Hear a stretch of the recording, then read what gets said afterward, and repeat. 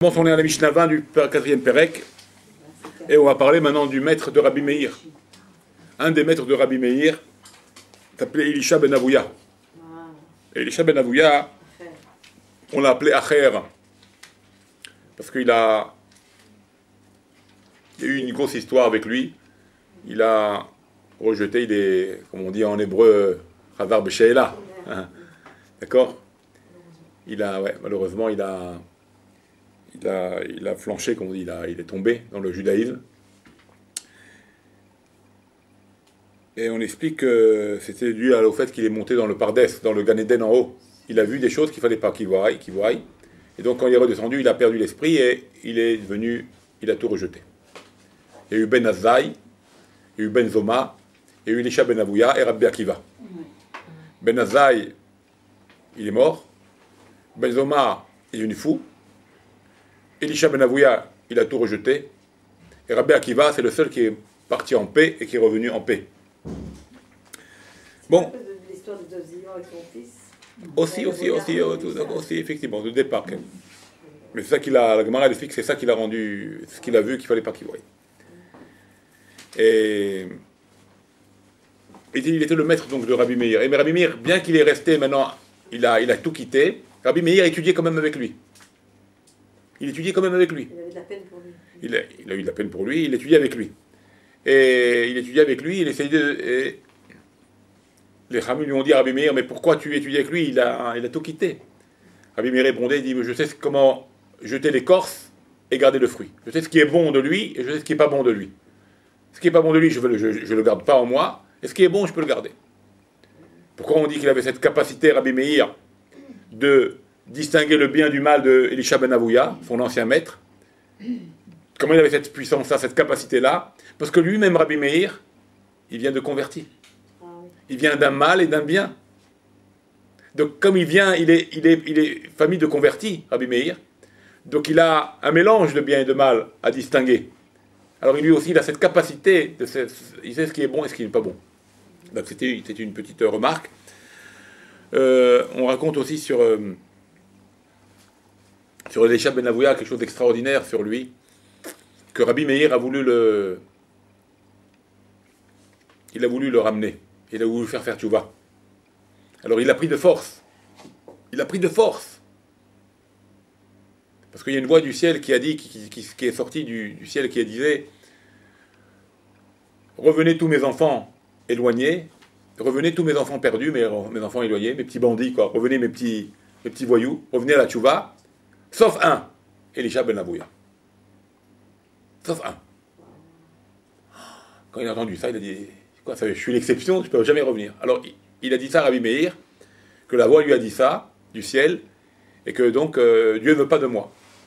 Alors Rabbi Meir, il l'a emmené de force dans les synagogues, dans un Beth Midrash, pour faire parler à un enfant. Qu'est-ce que tu as appris aujourd'hui dans ta Torah? Et chaque enfant, on lui demandait, parce qu'à l'époque, on demandait beaucoup aux enfants, qu'est-ce que tu as appris? Et suivant ce qu'il disait l'enfant, c'était un message. On tirait un message d'enseignement pour la personne.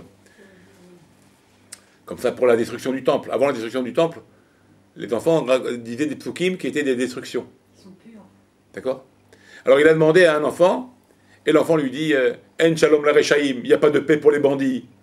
Et comme ça, d'un beth midrash à l'autre, tous les enfants qui questionnaient pour faire montrer une tchouva à Elisha, pour dire peut-être Dieu veut m'accepter en tchouva, tous les psukim que chaque enfant disait, c'était que des psukim négatifs. Et donc Elisha, il a dit à Rabbi Meir, il a dit: t'as vu, Dieu ne veut pas de moi. Combien de synagogues il a fait pour essayer d'avoir un beau mot, un gentil mot qui peut le remonter? 13 synagogues il a fait. 13 synagogues. 13 endroits différents, et chaque endroit, le passouk était dit, un passouk différent l'un de l'autre, 13 psukim négatifs contre lui. Comme ça, il ressentait, lui, il voyait ça la chose. Et donc, il n'est pas revenu. Quand il est mort, Elisha ben Avouya, quand il est mort, Rabbi Meir, il a dit comme ça. Rabbi Meir, il a dit sur lui-même que quand Rabbi Meir va mourir, donc quand lui, il va mourir maintenant, Rabbi Meir,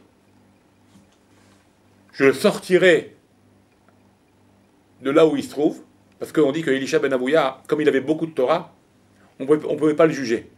Donc il était ni au Gaïnam, ni au Gan Eden. Il était entre les deux. Et il n'y a pas plus grave d'être entre les deux. Parce que le Gaïnam, c'est vrai que c'était dur. Mais tu es sûr après d'aller voir ton Olam. Tu es sûr d'après d'avoir expié ta faute. Tu es sûr d'après avoir le Gan Eden et le Olam. Alors Elisha ben Avouya, il n'était pas ni passé au Gaïnam, ni au Gan Eden. C'est-à-dire lui, il n'y a pas de place. Rabbi Meir l'a dit comme ça. Dès que je monterai en haut, il disait, après sa mort, Rabbi Meir dit, dès que je monterai en haut, je prendrai Elisha ben Avouya, mon maître, de là où il se trouve, et je le rentrerai dans le Gaïnam, dans l'enfer, pour qu'il expie ses péchés, et comme ça il a le droit à la vie au monde futur. Et pour preuve, comme ça il a dit Rabbi Meir, et pour preuve, vous verrez sur sa tombe, à Elisha ben Avouya, vous verrez sur sa tombe, il y aura un feu qui sortira. Comme ça il a dit. Il est mort, Rabbi Meir. Il est monté en haut, il a fait ce qu'il a dit sur terre, il l'a fait, et dès qu'il est mort, quelques minutes après, il y a un feu de la tombe de Rabbi Elisha qui est sorti. Il y avait tous les jours un feu qui sortait. Tous les jours. Rabbi Yohanan, il est venu, il a dit quoi? C'est tout ce qu'il a fait Rabbi Meir pour son maître. Il l'a mis au Gaïnam. Et lui, il a dit Rabbi Hanan, il a dit sur lui-même, quand moi je partirai, je le sortirai du Gaïnam et je le mettrai au Gan Eden. Et pour preuve, le feu s'arrêtera. Il est parti, Rabbi Yohanan, il est monté, il est mort. Quelques minutes après, le feu s'est arrêté. Et de là, ils ont compris que Elisha, il a la vie au monde futur. Même qu'il a mal tourné sa vie, il a fait tchouva, quelque part, ses élèves l'ont aidé d'en haut. Et pourquoi il a été sauvé? Pourquoi il a été sauvé? Parce qu'il avait beaucoup de Torah.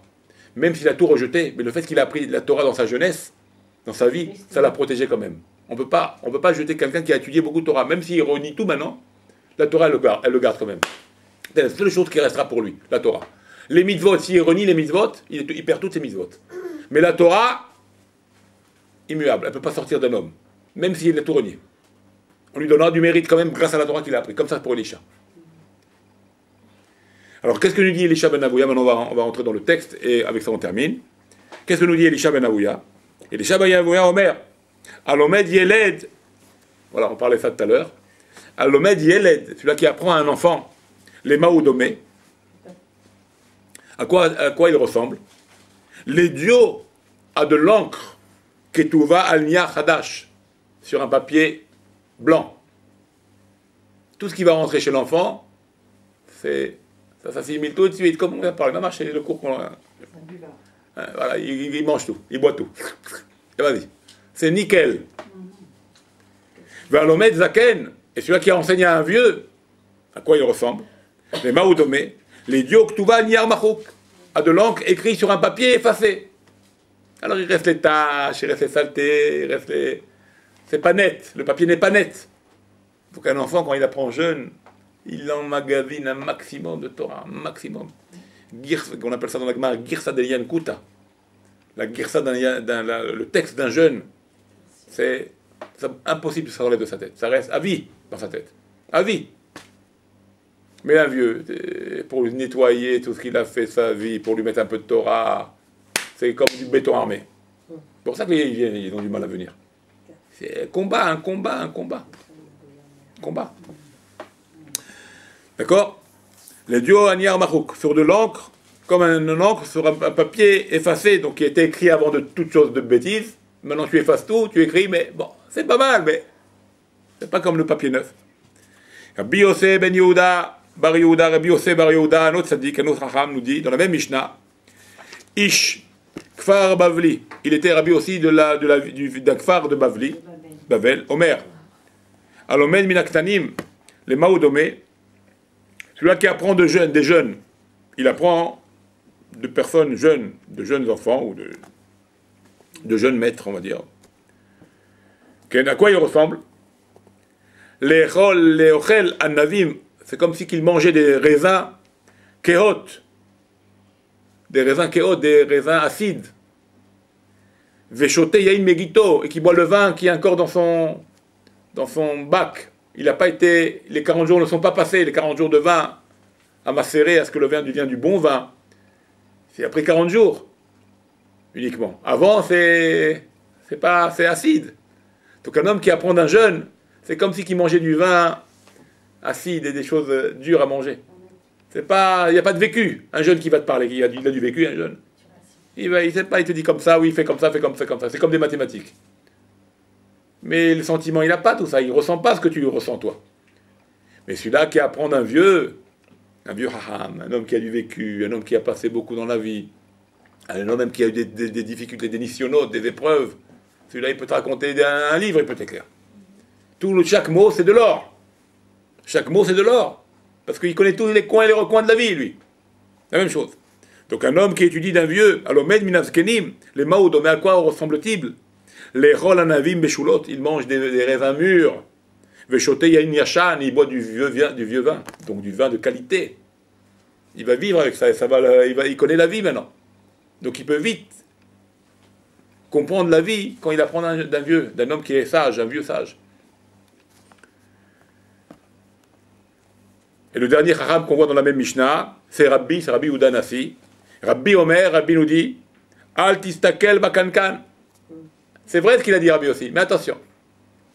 Ne vois pas que l'apparence. Ne vois pas l'apparence de l'homme. Al tistakel bakankan, ne regarde pas le kankan, la cruche. Et là, bemash yeshbo. Regarde ce qu'elle a dedans. Yesh kankan hadash. Il y a des kankan, il y a des cruches nouvelles. Une apparence jeune. Malé yachan, mais dedans, du vieux vin. Beaucoup de sagesse. Veyachan, et par contre, il y a des cruches qui ont l'air de vieux. Mais dedans, hadash enbo, même du nouveau, il n'y a même pas. Vide. Des fois, il y a des vieux, tu dis, ceux-là, ils connaissent tout, ils connaissent rien du tout. Des ignorants, des ignares. Bourve et amaret. Et tu as des gens jeunes qui ont l'air, mamache, à peine jeunes, mais ils ont une connaissance, ils connaissent tout. Ils peuvent te donner une vie dans la Torah et te font revivre. Et pourtant, ils sont jeunes, ils n'ont pas un vécu... D'accord? Voilà pour aujourd'hui. Voilà.